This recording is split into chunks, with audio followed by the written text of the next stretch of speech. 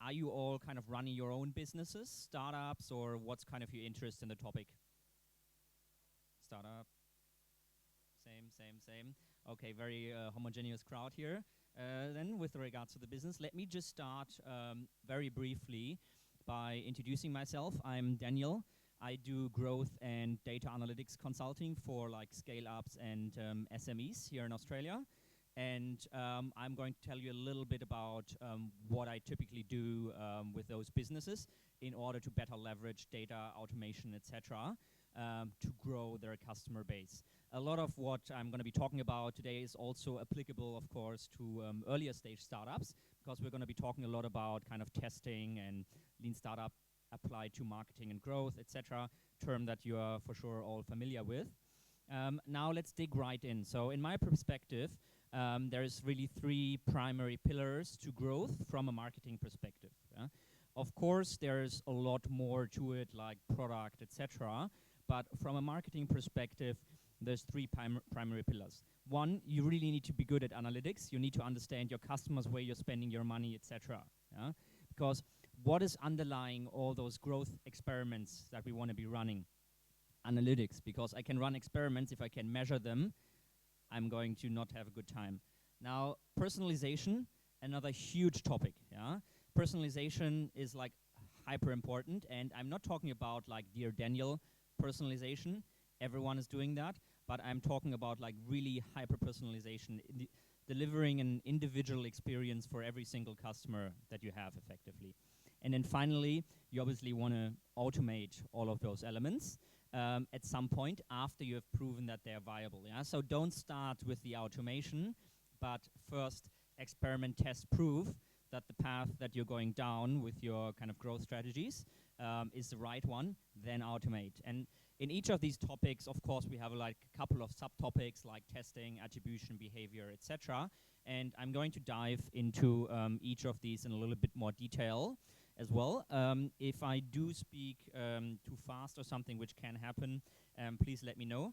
And if you do have any questions, I just need to find my mouse pointer here. If you do have any questions, please also just shout. Yeah, happy to make this very interactive with such a small group. Now, let's kind of dive right in with the first topic. Now, what do these two things have in common? Toothpaste and property. Any suggestions? All right, that's an idea. Any other ideas? Toothpaste and property?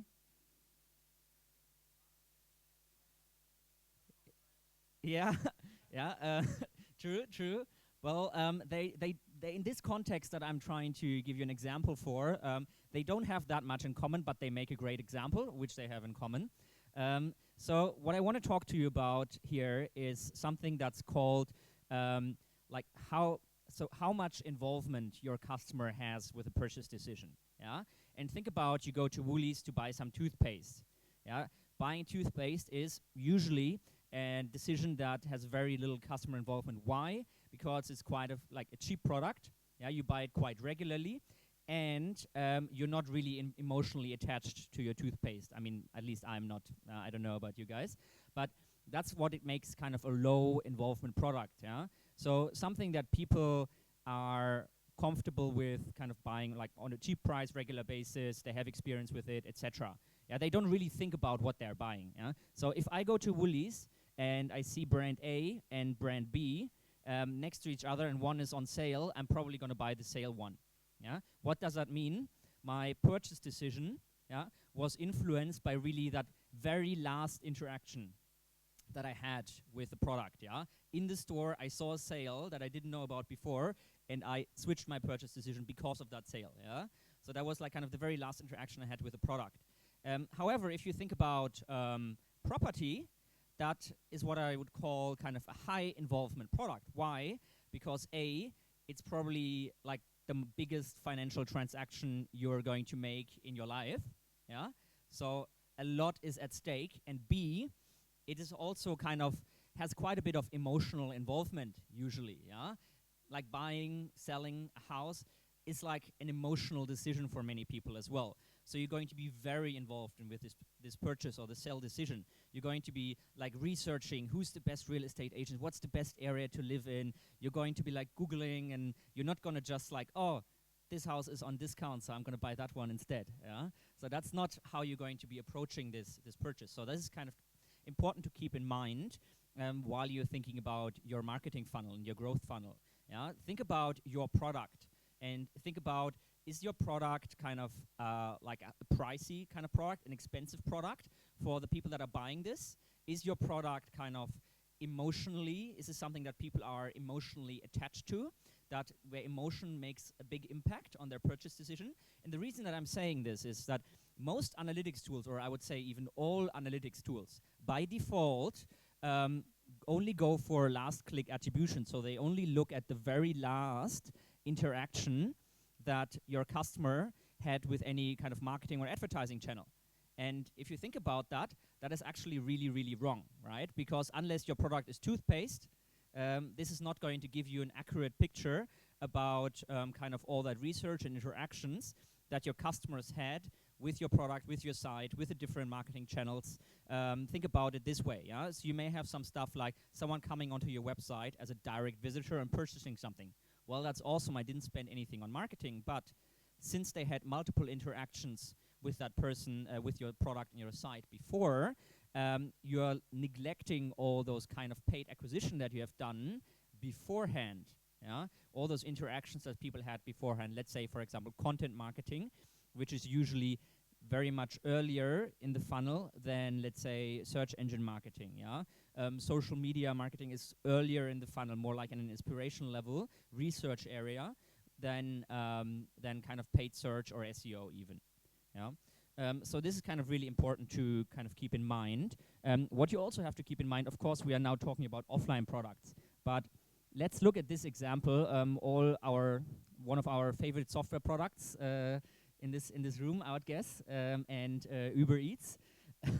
And what would you say is kind of the difference between these kind of two products here?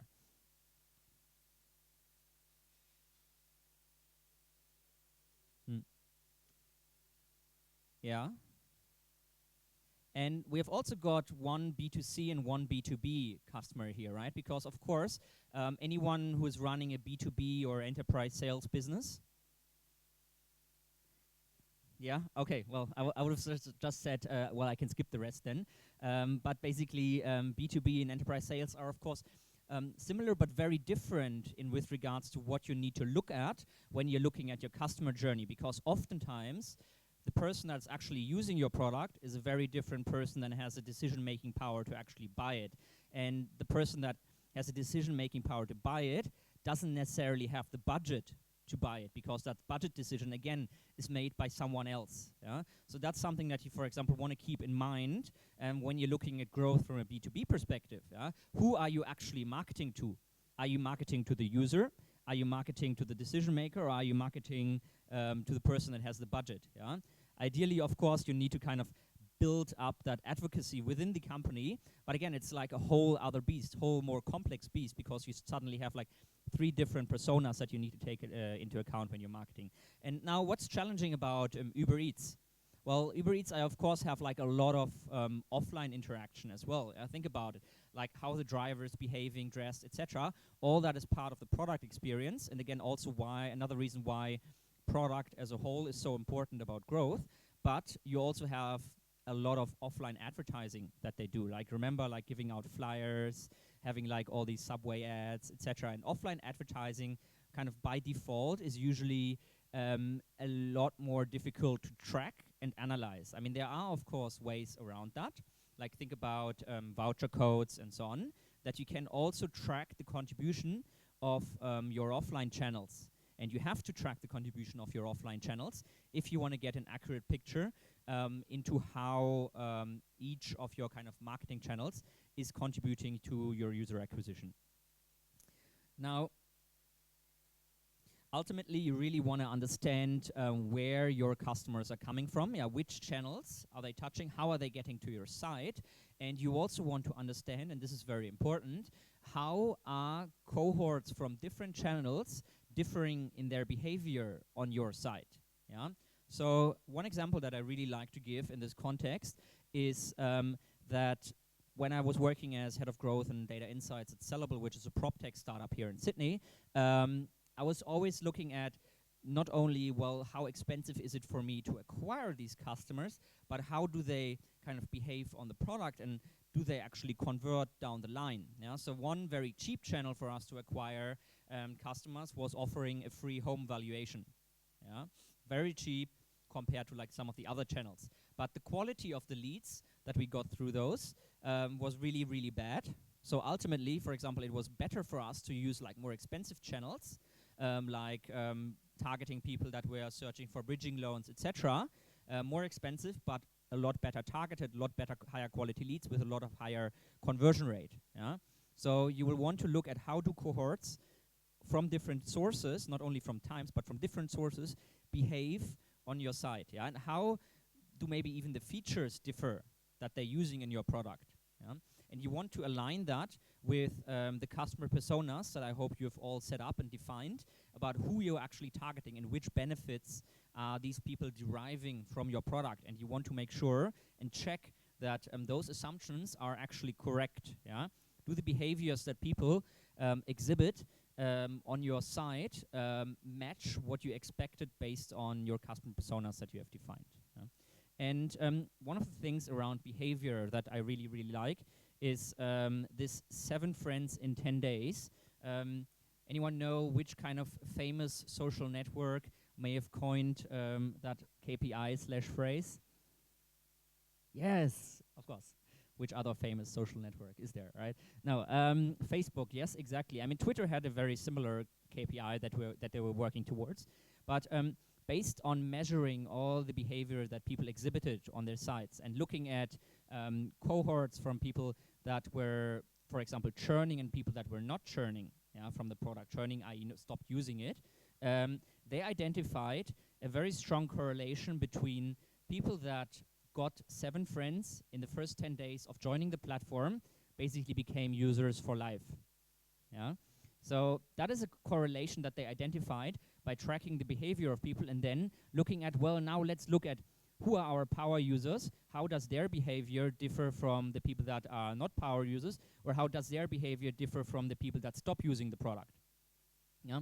And obviously you're going to find like a lot of different insights there. You're going to find a lot of different KPIs, but the important thing here is really to break it down into something that you can get kind of easily communicate to your team, to your investors, to the outside world, and that you can very easily kind of make understandable. Yeah, this is a very, very easy kind of KPI. Yeah, 7 friends in 10 days. That's our goal. That's the target that we want to get to. Every user should get 7 friends in 10 days. What can we do?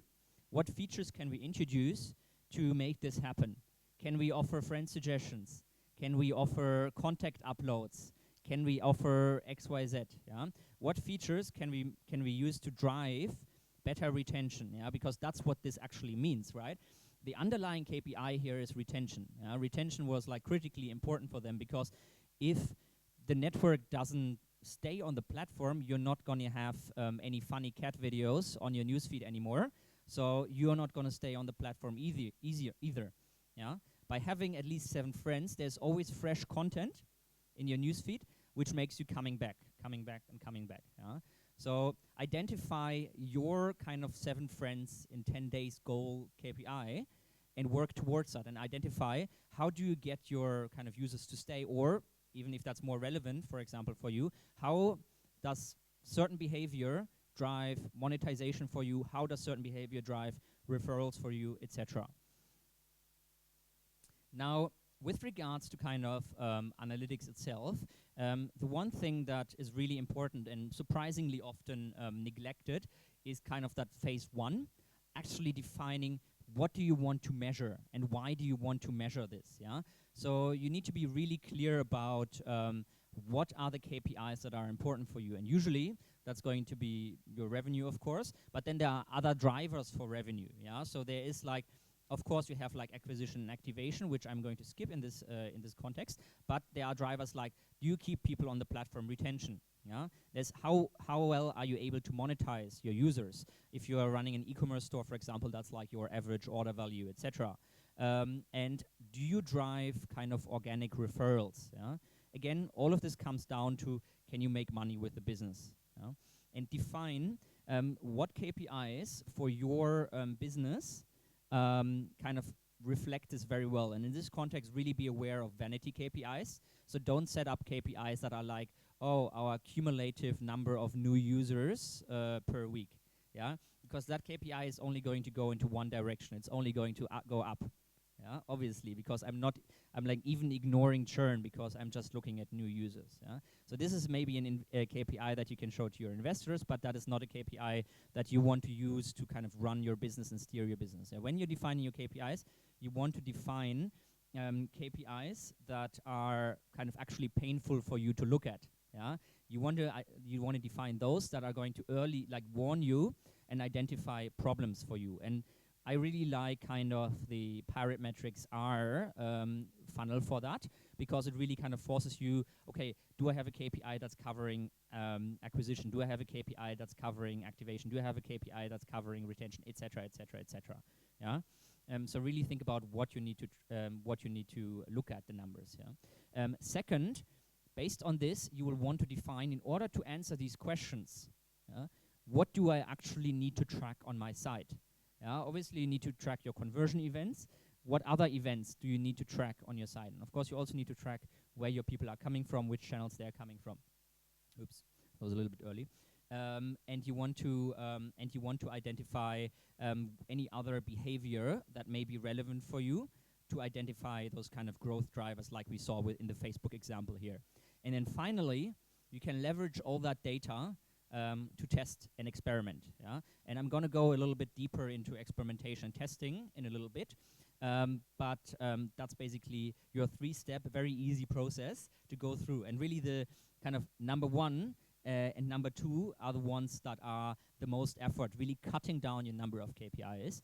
And finally, if you don't know it yet, I would recommend to everyone very highly, just learn SQL. Yeah? It's not really that hard. Yeah, and you can get started very, very quickly with some simple queries. You're going to thank me for that later. Yeah? Because you can kind of answer your own questions. Yeah, you can just, okay, let me dig into that data. Let me go into the database. Yeah, and see if I can answer that question. You don't have to wait for someone else kind of to run that or take up valuable developer time. Hey, can you please run this query for me? You just write it yourself. You just get it done. Yeah? And one of my favorite tools to kind of accomplish all that, accomplish this tracking, is called Segment. I don't know if any of you are already using this, have it implemented or heard of it at least, but really, really highly recommended, because Segment effectively, so there's a lot of tools out there that are kind of like, oh, install this tool like Heap, or used to be Mixpanel as well, install this tool and we are automatically going to track everything that's happening on your site.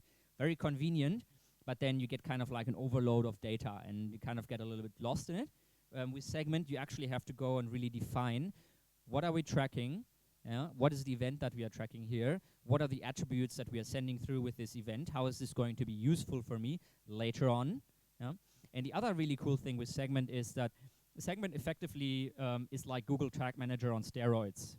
Segment integrates with all kinds of like integrations, whether that's like your Google Analytics pushing your data into there, whether that's Heap pushing your data into there, whether that's your Intercom pushing your data into there, Google Ads, Facebook Pixel, etc. Boom, boom, boom. Yeah. And the really cool thing is that since you have defined all those events within Segment, on your site, all the data is going to be consistent between platform. So every single platform gets exactly the same data. So a user that you are kind of tracking with the Facebook Pixel is also a user that you're tracking in Intercom. User that you're looking at in Google Analytics is also the user that you're looking at in Full Story, etc., etc.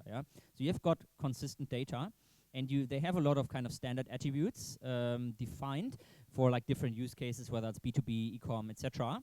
But you can always push custom attributes. So if you say, I don't know, I need to track the total order value for this user, and I need that for my email automation campaign, no problem. Let me just track it as an attribute for that user when they make an order.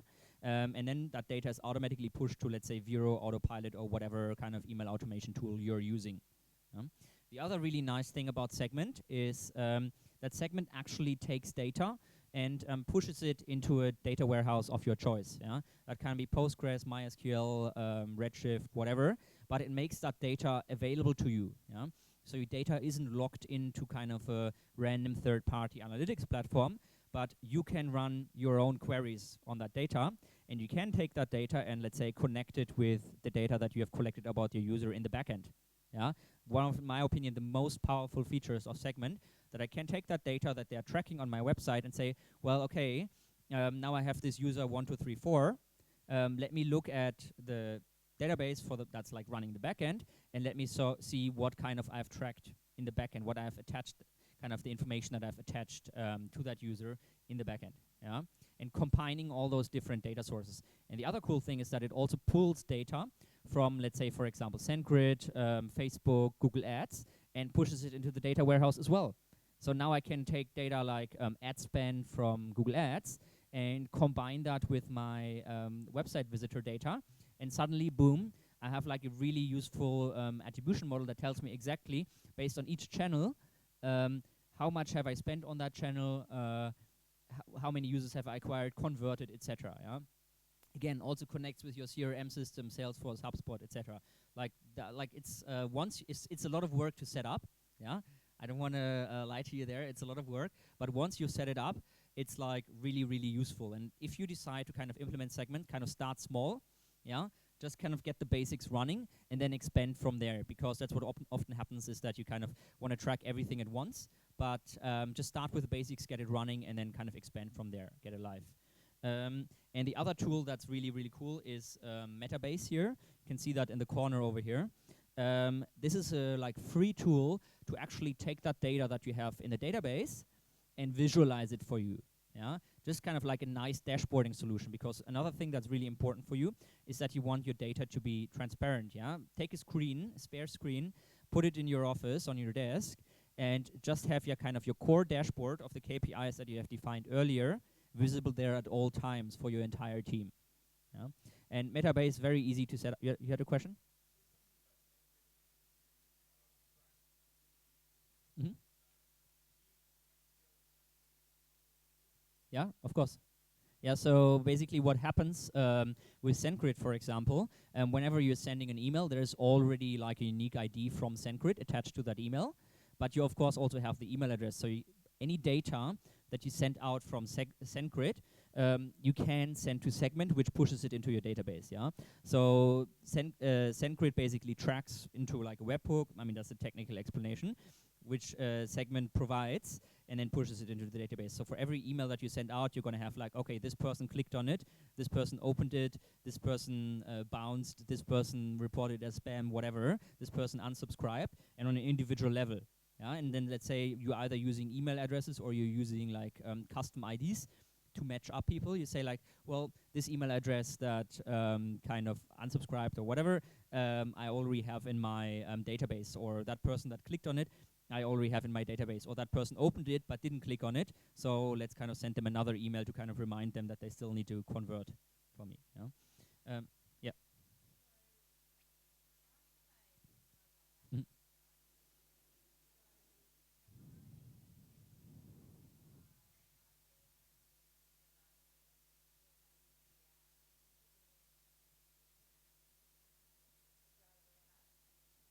I'm not sure 100% I understand the question. So if you, for example, implement Segment on your mobile app, that all that is automatically collected. Yeah, so they have like a ton of SDKs, whether that's kind of JavaScript for the website, or they also have like server-side tracking if you prefer to track your events like directly on the server. Yeah, certain events like registrations, etc. You can integrate Segment into all of that. Yeah, and push into all those integrations. Let's move on. Now, really, a couple of these I've already mentioned before, but the really important thing is you want to avoid KPI overload. Yeah, you really want to avoid situations where you have like 100 different KPIs that you're trying to look at, but you're missing kind of the important bits because you're trying to look at so many different things at so many different granular levels. Yeah, really define kind of the very few, let's say 3, 4, maybe 5 kind of core KPIs along the pirate metrics, along kind of your conversion funnel, activation, like acquisition, activation, retention, referrals, revenue. Define kind of the core KPIs along that funnel and look at those very regularly. And if you identify issues, then you can kind of drill down, and then you can drill down in the different platforms. Let's say, okay, I'm having issues with my SEM users from Google. Yeah? So now I can go into the platform, drill down, yeah? Rather than trying to look at everything at all times.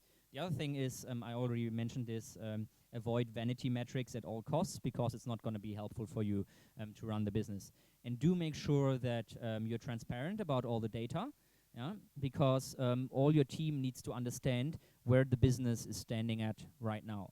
Yeah? All the entire team needs to understand what do those kind of couple KPIs that you have defined look like. And the entire team needs to understand, okay, if we are building feature X and we have put it live now, the people that are seeing this feature, does it contribute positively or negatively, let's say, to our core goal here of getting 7 friends in 10 days?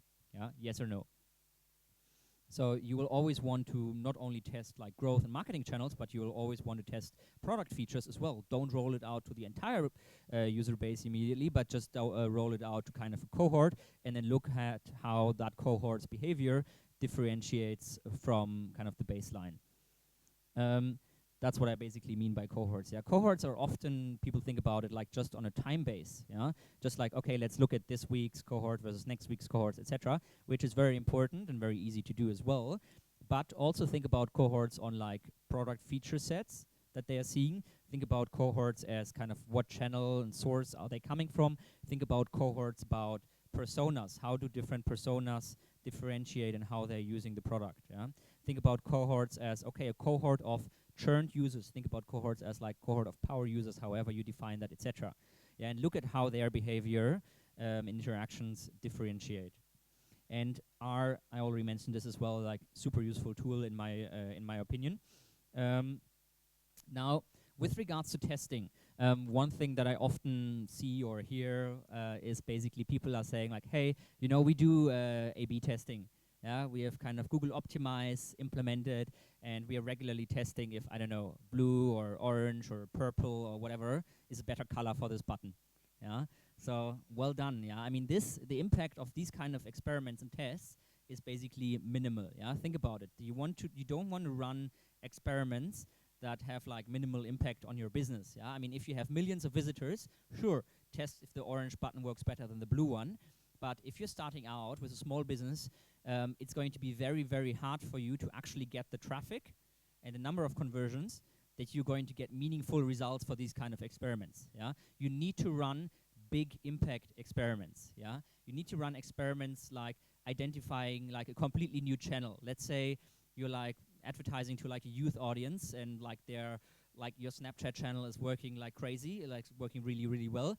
You want to be like, okay, one experiment for us, like we've reached kind of the limit of growth that we can get on Snapchat. Now there's this new thing, TikTok. Now let's see if we can get into that and see if that works equally well for acquisition, let's say, than Snapchat. Yeah, that's the kind of experiments that you want to run. Yeah, not just is this button orange or blue. Yeah, run the experiments that really, really matter, the big ticket items. Yeah, and always think about which of your KPIs needs that help the most. Is it really acquisition that you need to improve, or do you need to improve, let's say, retention, or do you need to improve monetization? Because why are there so many marketing agencies that are generating traffic for you and happily generating traffic for you? Generating traffic is easy, really easy. Even getting you conversions is quite easy. Yeah?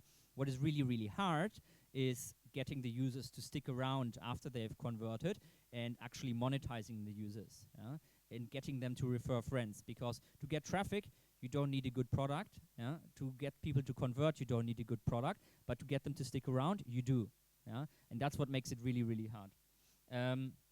When you're deciding what the impact of your kind of experiments, what's really important is look at like, okay, how much, it doesn't have to be like super sophisticated, but just judge like objectively or subjectively, is this going to be a big impact experiment or not? And how much effort is it going to take us to actually implement this experiment, Yeah, and after we've implemented the experiment, how much effort is going to take us to implement this kind of in an automated manner? Yeah? Because it doesn't help me if I can test it very quickly, but then it's going to take a year for me to actually scale up. Yeah? So you always want to get like the quick wins first. Yeah, the big impact, quick to implement, quick to test. Yeah, and always go for kind of like quick and dirty rather than kind of trying to build something out sophisticatedly. Now, we're all familiar with the cycle, I would assume. Everyone's read the Lean Startup here? Yeah. Halfway, very good, at least. Yeah. If you haven't, please do. Yeah, this is just kind of applying the Lean Startup build, measure, learn cycle to marketing. Yeah, because that's what growth is all about as well. Yeah, not only product development but growth as well. You want to experiment and you want to find out where is my customer, what messaging resonates with them. Yeah, and which channels work. Yeah. Which kind of product features work. I mean, this is like a little bit of a mix between product, marketing, growth, etc. I mean, it's like all growth touches all those elements. It touches also customer service, it touches sales, etc. Everyone needs to be involved in growth. And you want to kind of always validate your growth hypothesis. Yeah? So, for example, one client that I'm working with right now, we said it's a B2B business, and we're like looking at, okay, where do we get better leads? Yeah, they used to buy like a lot of like kind of lead lists, yeah, with businesses after certain classifications, etc. Call them up, etc., etc., etc. Work decently well, yeah, but obviously a lot of sales effort goes into that. Now, what we are doing now is we're like experimenting very, very quick and dirty with kind of like automated email outreach campaigns, where we are reaching out to these leads that we are kind of collecting ourselves. And the people are then responding to the email, and when they respond, we have a qualified lead. Yeah, much better than just getting kind of these cold calls, etc. And we get insane response rates. I mean, email 40% open rates, 20% conversion rates. I mean, that's just incredibly good for email, just because our targeting is so on point. Yeah, and targeting is so much more on point than any kind of commercial lists that you can buy anywhere. Yeah, so that is like just targeting. If you're thinking about how does your messaging, your personas, etc., fit together. And this is just one experiment that we had put together in like half a day and sent live, and let's say, okay, let's try this out, 100 people, and out of those 100 people, like we got half of them to open the email, and then half of those basically converted. Yeah, I mean, insane amounts. It didn't cost us anything, yeah, except for some work. Now, what does that look like in practice? I mean, you can also do this in Excel, but you always want to keep track of the experiments that you're running and the data and learnings that you're generating for your experiments. So again, because all of us are using Jira anyway, I just implemented this in Jira because you can kind of log in fields and say like, okay, once my experiments goes into live, yeah, you can't change the objective anymore. You can't change the measures of success anymore, because this is very important. I see that way too often, that again people are running experiments and then they're afraid of failing with those experiments. Yeah, but failure is normal and expected.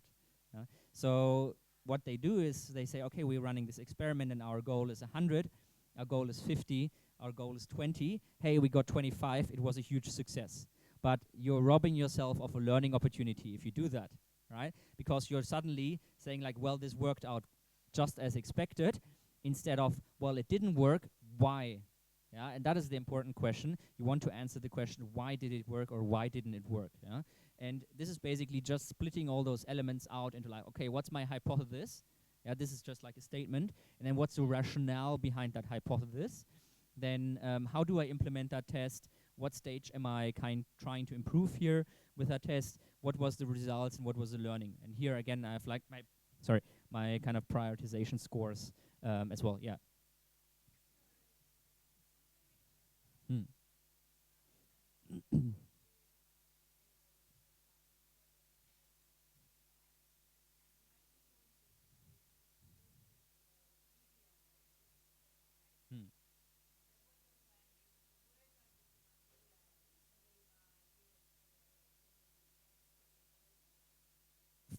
For example, so in this context, it was really about we had like kind of an explainer video, but that was quite long, and we saw that not a lot of people were actually watching it.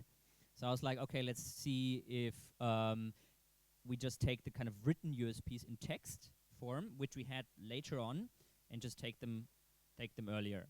Yeah, didn't work. I think. Yeah, I rejected it. This goes like a little bit against what I said earlier around testing the orange button. But for us at that point, it was really just important to increase our activation rate, which was really quite poor. But through these kind of tests, we ultimately got a lot better, like kind of factor 10, better activation rate, which was for us kind of just people going into the funnel and completing the funnel. Now, documentation is really, really important. Yeah, again, you want to be able to share those kind of learnings with the rest of your team and with any employees that come in at a later point. But you also want to kind of keep them for yourself. Yeah, you want to be able to revisit them and say like, well, out of this test, now I have more questions, which is good, so I can run more tests. Yeah? And ultimately, let's talk about personalization a little bit as well. What really matters for those kind of amazing results that I mentioned earlier with regards to this email, like 40% open rate, 20% conversion rate, personalization, yeah?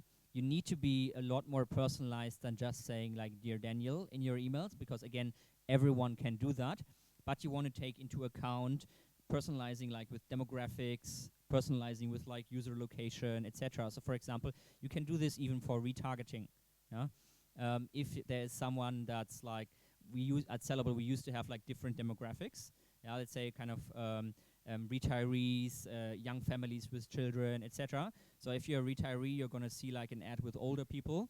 Yeah, if you're like a family with young kids, you're going to see an ad with young kids. Yeah, and you can personalize like this.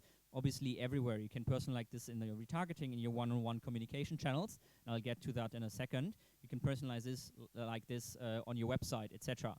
But every little bit of personalization that you can do makes the product more relevant to your users and to your audience. Yeah? And that's what this is about. We want to provide a more relevant product, and we want to provide a more kind of a better user experience. Yeah, because relevancy usually means better user experience. Think about what preferences, implicit or explicit preferences your users have.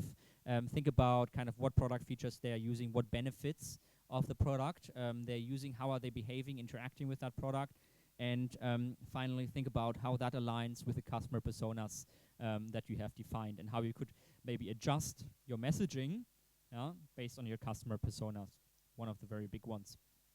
And personally, I really like what Woolies does. Yeah, for example, now you all know what I buy, but they send these kind of hyper-personalized emails to everyone, that where I personally get discounts on products that none of you are going to get based on my kind of Woolies rewards history, etc. Yeah, and the great thing for them is they have these kind of products, and I see like a discount, I don't know, on tomatoes or kitchen towels, and I'm like, wow. Those kitchen towels are so cheap. I'm going to go into the store, buy some because I need some anyway. And now I'm in the store, I'm also going to buy something else. Yeah, I'm also going to buy some orange juice. I'm going to buy some bread and whatever. Yeah, but they got me into the store, with that discount, and that discount is not one of those blanket discounts that you see like, oh, this toothpaste is cheaper than that one. I'm going to buy that one. Yeah, but this is an individual discount, so they're not paying for all of you also getting a cheaper product, because you're still paying full price if you buy the tomatoes. And that's what I'm talking about when I'm talking about personalization. Yeah? This is really hyper-personalized to every individual person, based on their rewards history. And that's what works. Yeah? Woolies is one of the very few emails from marketing emails that I still open. Yeah? I don't know if anyone else gets kind of the Woolies rewards emails. Everyone else also clicks to activate your offer and then never uses it. Yeah. I always do that, but I always open the emails. I mean, one of the very, very few marketing emails that I open. Everything else just goes away. Oh well, yeah. So it works for me, but that's what you need to think about when you're thinking about personalization. And personalization doesn't stop with email, right? Because obviously, email isn't your only one-on-one communication channel. There are other communication channels. Of course, personalization works really well towards the bottom of the funnel, which is the difficult part, as I mentioned before, for you to actually work on. Because as soon as you have someone's email address, or have them on Facebook Messenger, or have their phone number, or whatever, you now have a one-on-one communication channel with that person. So now you can tailor your communication with that person in one or multiple channels to get them to come back to the site, use the product again, etc., etc. Yeah, think about this. All those reminder emails that you get, all those happy birthday emails that you get, all kind of types of email series, drip series, and so on. These are all kind of leveraging that personalization aspect. Yeah, where are you in your customer journey? You know? And trying to get you to use the product again. Let's say if I have a dentist appointment, I'm gonna get a reminder SMS, yeah, or a reminder email. Yeah? Again, just get back to the forefront of the customer's minds. The easiest way to get started with that is just kind of like a welcome series. Yeah, just do it time-based, and I'm gonna go into that a little bit later as well. Just do it time-based. Yeah, that's the easiest personalization. You don't need to have any fancy attributes, etc. to the user attached. Now, again, when you're thinking about personalization channels, there's many, many, many avenues that you can look at. Email, one of the most used, one of the most saturated, but it can work if you do it right, yeah, as our little example has shown. If you have an app, push notifications can work really, really well. And you can also personalize based on context. So think about the following example. I'm a huge fan of Guzman y Gomez. I don't know if anyone else here loves them. Yeah. Big fan, and they are always trying to get me to move from my paper loyalty card to their in-app loyalty card. Yeah, why? Because as soon as I have the app installed, I don't know if they're doing that, but as soon as you have the app installed, obviously they could think about, how do we personalize the experience for Daniel? Like, hey, it's lunchtime. Daniel likes to buy Guzman y Gomez at lunchtime, so let's send them him a push notification with like a customized discount code for like 5% off if you buy in the next 10 minutes your favorite food. Yeah, I mean, that's hyper-personalization, and that is sure to kind of get me over the line because A, I'm playing with a lot of kind of marketing tricks here. It's relevant for me because it's lunch and I'm hungry. B, I have a time limit on it, so obviously I'm playing with FOMO, right, fear of missing out. I'm like, oh, I have to go in 10 minutes now, so let me run to the store and buy my lunch. Yeah, and C, it's like I feel that I get value out of it because I get, I don't know, 5% off, or I don't know, a free soft drink or whatever. Yeah, so I get some. I feel like this is actually a value add for me. And just as an example of what you could, for example, do with personalization. Yeah? And again, if you're selling ice cream, maybe you want to do some personalization around weather. Yeah, it's sunny outside. Buy some ice cream, etc. Think about what works for you, what works for your business, and think outside the box. So one example that we used to do, for example, with where do we have it? I don't think. That direct mail. So direct mail tested that a couple of times. Didn't tend to work very well for me, but then again, we worked a lot with kind of targeting and fine-tuning the targeting to our customer personas, and suddenly we saw like a huge jump in kind of our conversion rates and engagement rates on kind of direct mail letters that we were sending out. And initially, we were doing like all this kind of fancy stuff with like fancy design, hey, your property is valued like this, X, Y, Z, blah, blah, blah.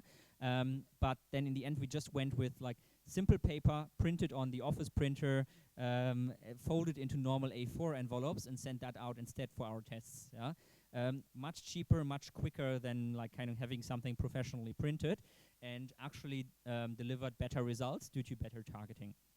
Now, some other really cool tests I think that I used to do at Sellable, for example, is out of home. Usually very expensive. If you're trying to do out of home, usually very difficult to measure because it's more like brand oriented. And we were like, can we make out of home work for us? Our target personas are often in like pubs, clubs, like RSL clubs, etc. So how can we reach those people? And we're like, in these kind of locations, you always have like these ads on the restrooms. I don't know if any of you have seen those.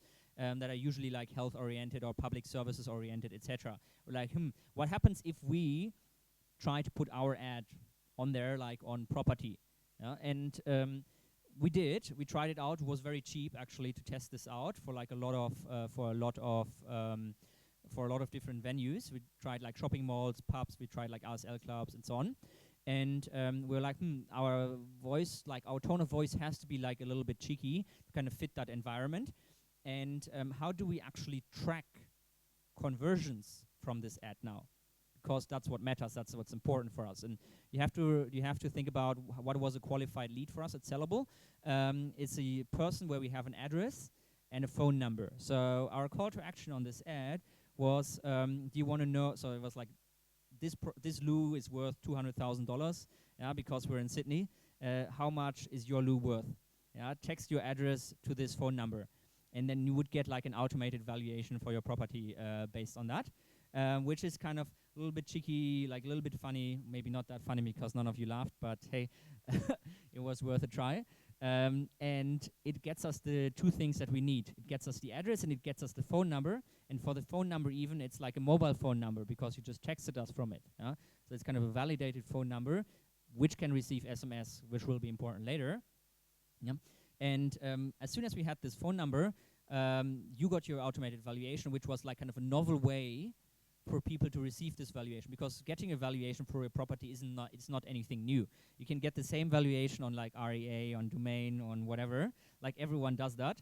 But the way that you received it, like by SMS, was novel for people. So we were just taking different third-party products and gluing them together here.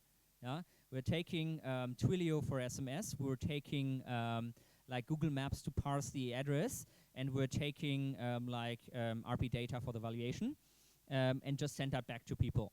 Yeah, and that's it. There was like not a lot of work involved to actually get this tested. We didn't really build our own product here. We just glued together third-party tools, and that worked really, really well. Surprisingly, it worked really well for like pubs compared to like shopping centers, even though we had like a lot more visitors in the shopping centers. Why do you think that is? Kind of, we got much higher conversion rates in pubs. Yeah, yeah. That's one of our assumptions as well, that was a driver, that you're not rushed. Yeah, you don't have to get anywhere. But what we also saw is when we looked at when the messages were kind of inbound, we saw kind of the timestamps coming through. Oops, we saw the timestamps coming through, and those timestamps were basically, we had one message come through, and then like 5 minutes later, we had like the next one, next one, next one. Yeah. So you had someone that went, saw the ad, tried it out, found it funny, went to their mates, and they tried it out as well. Yeah. So you had kind of like offline viral effect here, which we didn't plan for, but was really amazing kind of to see. And was really like, okay, now what can we learn from this? Should we try coasters as well? What else can we try to get into people's kind of mind in a space where they have the time to experiment with this stuff, where they're not time poor, and where we can get like a little bit of an offline communication viral effect going. Yeah. So I think lots of potential testing opportunities just from this one successful test that we ran. But this is a great example, in my opinion, that when you're talking about automation, you always want to start simple. Yeah. So again, we just glued existing tools together here. We didn't build anything really ourselves. And after you got that automated valuation, it was actually my intern at the time that was telling people like, hey, you just got this valuation, your property fits our criteria, are you interested in selling? Yeah, so we didn't have any automation for that, but it was him just basically checking and then trying to convert those people via SMS. Yeah, and again, you don't have to have everything fully automated to try something out.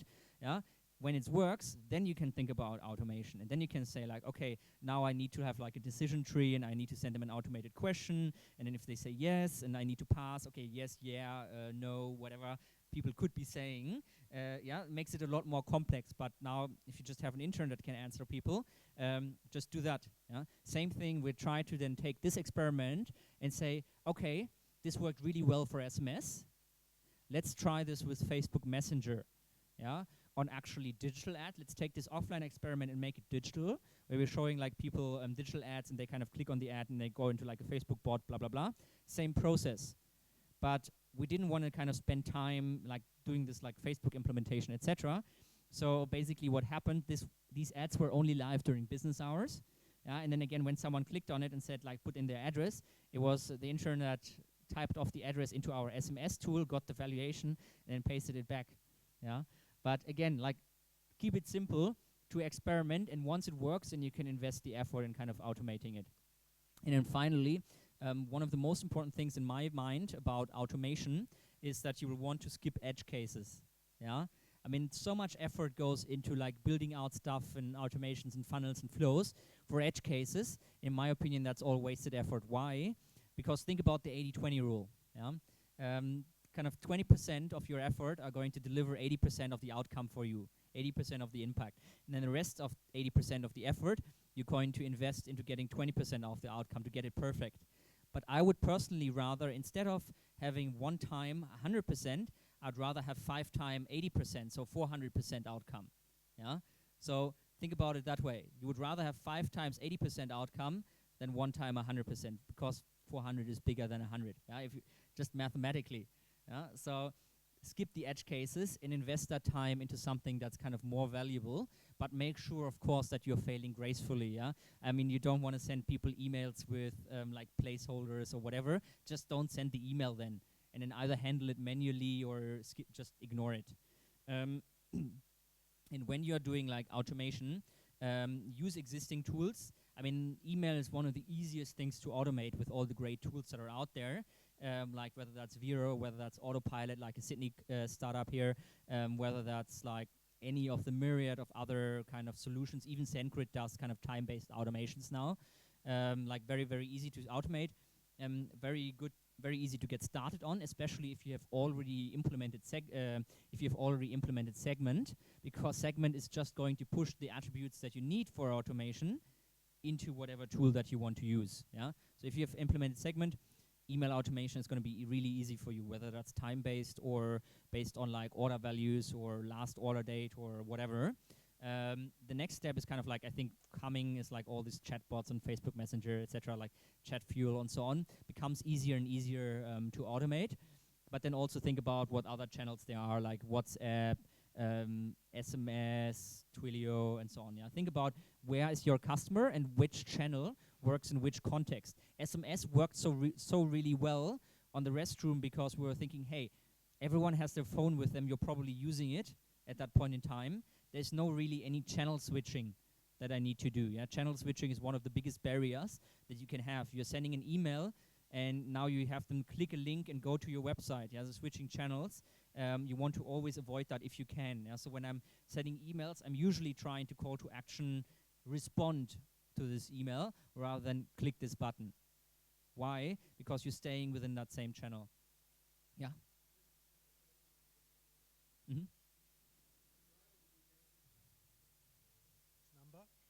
No, just use standard numbers from Twilio. Costs you $1 a month. Yeah, that's it. But you know, people who are in pubs usually might miskey things on the SMS. Well, yeah, but the situation, the context that people were in, it was like you were on the restroom, right? So it's like in front of your face. Yeah, so you're like really close to it. Yeah, and whatever you're doing, like you probably lead like, I don't know, at least 30 seconds. Yeah, so you see that number a long time.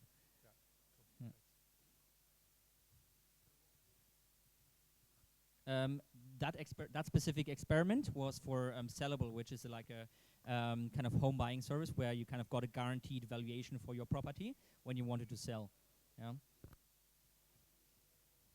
All right, I think that's it from my side. If you have any more questions, would be very glad to hear them. One other thing that's, I think, really important with regards to automation is like test and test them again. Yeah, just because you don't want to accidentally send an email to all your customers. Yeah, and I've seen this happen. Yeah.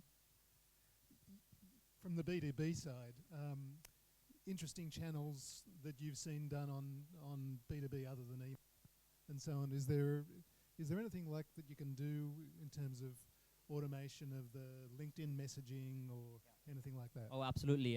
LinkedIn, very, very powerful channel, whether that is to kind of source leads that you then gonna email using like trying to get the email address using tools like Hunter, etc. So that's one of the ways. I've also tested LinkedIn. The problem with LinkedIn is usually either you have to pay to do like an in-mail or a sponsored mail or whatever, which you want to avoid. And the hack around that is to just send people connection requests from your kind of your sales team's accounts, because you have like 200 characters that you can kind of put into that connection request. And if they accept that connection request, you usually get like kind of the contact details, which is at least email as well, like email and usually phone number even. But with those kind of connection requests, what I've seen is that the conversion rate is basically half than what I get in email. Yeah. So what I would usually do with LinkedIn B2B is like try to find the email address using Hunter or whatever other tool you use, get a valid email address, send an email. If you don't get an email address, then send a LinkedIn request. But there's tools that can automate this, whether that's like Phantom Buster or what's the name, Duck Soup. Okay, cool. Yeah, I find that in-mails are very low conversion, and connection requests work better if you do add some sort of personalization in, but it's not automatable in terms of that personalization. Yeah, the most important thing that I find, especially like whether that's B2B sales or B2C sales, is always like be humane. Don't send them just an ad, but send them kind of like a message that could have been written by a human. Yeah, and that's what personalization is about. You don't want to send them a personalized ad, but you want to send them a personalized message. Yeah, so that's why basically take that information that you have, company name, the key account manager, their industry, say like if you know the industry, let's say like people from your competitors A, B, C are also using the product. Yeah, so think about how you can make this relevant. So for example, like anything that you can use to make that product more relevant.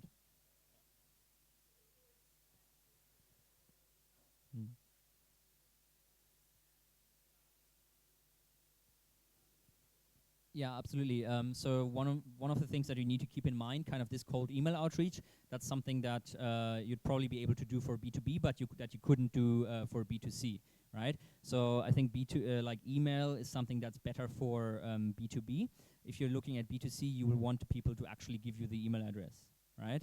In which case, again, you don't have that problem. And does that make sense?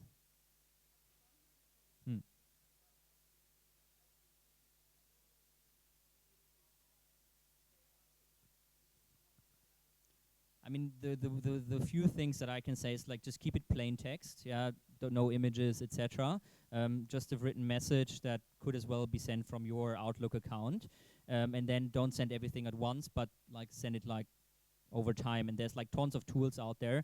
If you're using like G Suite, I don't remember what they're called, but they're basically okay. So these are kind of the email series, like whether that's I think Mixmax is one of them, and I don't remember the other one. They're going to basically trickle feed it. Like every couple of minutes, you send a couple of emails, and you want to keep it like under like 50 to 100 emails a day. No, sends everything at once. Yeah. So like Mailchimp, SendGrid, etc. They are tools for like newsletters and like stuff like that, but they are not for these kind of cold outreach campaigns, which need to come from your kind of sales team's account personally.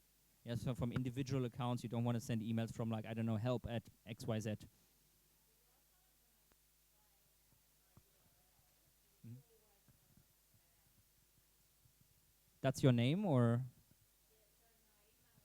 Hmm. Hmm. I mean, that may have some other issues. I don't know, I'd have to look at that, but specifically to identify what's the reason behind that. But usually, if you are doing like B2B outreach, plain text only, don't send everything at once, should be fine. I mean, it's fine. Yeah. Yeah. I mean, I don't know your email account setup, so can't comment on that.